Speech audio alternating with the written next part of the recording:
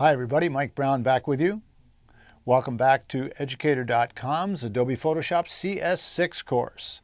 So far in this course we've gone over the workspace, we've looked at preferences, we've gone over Bridge, the editing and sorting program, we've gone into Camera Raw, which allows you to take your images and do preliminary corrections on the overall image and then bring it in Photoshop for further work.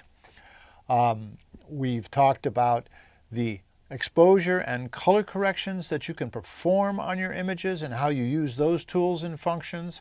And now it's time to deal with the most important technique in Photoshop. If you remember my 4 basic categories, the first and most important category is selections. And my mantra, which you'll see in a moment, if you can't select it, you can't correct it. If you cannot isolate an area precisely and properly, you can't make a correction that's flawless. We're going to go over the primary selection tools and briefly how they relate to each other, the panels and functions, all that relate to the selecting. And then in this lesson I'm going to close out by showing you a few samples of where we utilize selections and how they actually make the images far better than if you didn't have selections. All right, let's get started. Let's talk for a moment about apps and plugins for photo correction. I receive emails all of the time, and I just got an email from a colleague the other day telling me about a new app and plugin, an app for the iPhone and all the other smartphones, and also the same piece of software on a little more robust level that's available for a plugin to Photoshop, which I found there's all sorts of plugins for Photoshop that can do various and sundry things. A company called Nik, N-I-K, made some fabulous plugins that are far better and expansive in the black and white conversion and also in HDR, which is high dynamic range photography. These are things that Photoshop has functionality but not as expansive.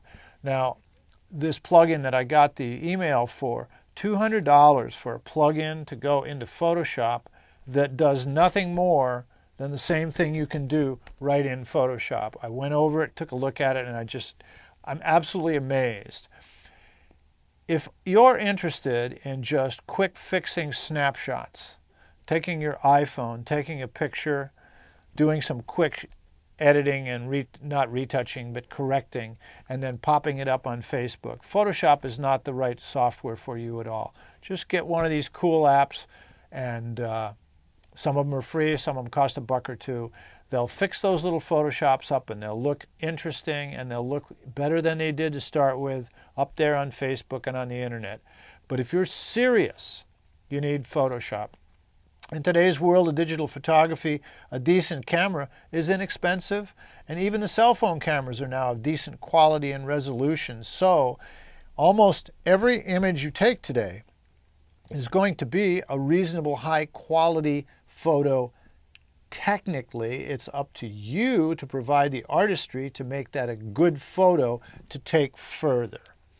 And there are just all these apps and plugins that you can correct all sorts of stuff: exposure, color, sharpening, all sorts of effects, old-time effects, whacked out filter effects, all sorts of stuff. Some of them offer basic options to retouch, crop, sharpen, color correct, and so on.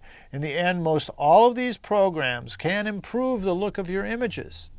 But if you're doing serious photography, Photoshop is the only solution. It's far more expansive, far more precise, and if you know how to use it right, which I'm going to teach you all of this, just as easy to use.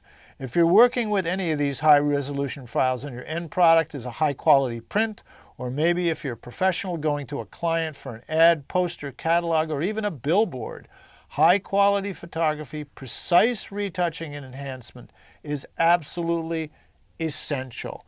You cannot get that with any other of these plug-in programs or other programs that I know of besides Photoshop.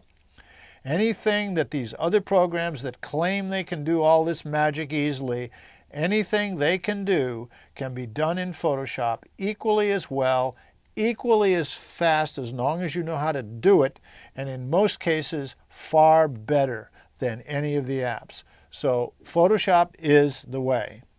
What really sets Photoshop apart from all of the rest is the variety of precision, high-quality tools and functions and techniques, and most notably, the array and quality of the selection tools and methods. Selections are the key.